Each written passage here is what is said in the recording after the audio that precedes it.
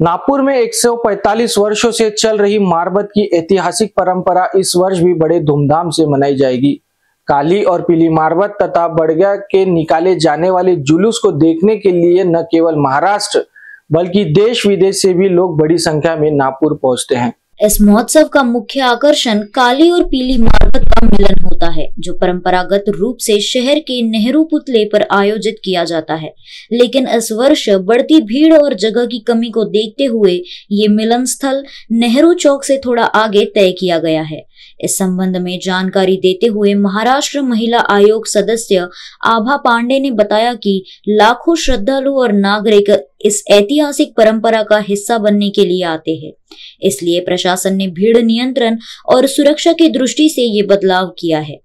मारबत उत्सव को लेकर पूरे शहर में उत्साह और श्रद्धा का माहौल बना हुआ है।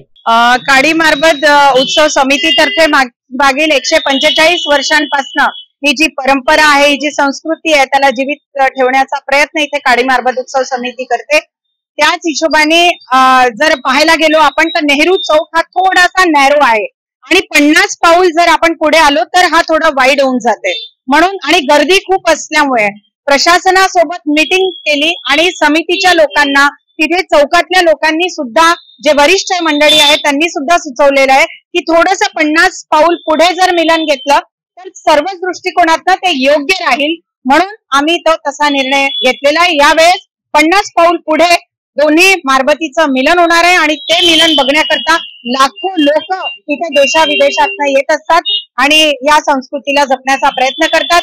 जेव्हा लोकांची गर्दी जमते तेव्हा लोकांच्या तोंडातनं एकच जल्लोष आणि एकच घोषवाक्य असतो की आला बला इडा पिडा सर्दी खोकला घेऊन जागे मारबत, ही संस्कृती जपली जाते।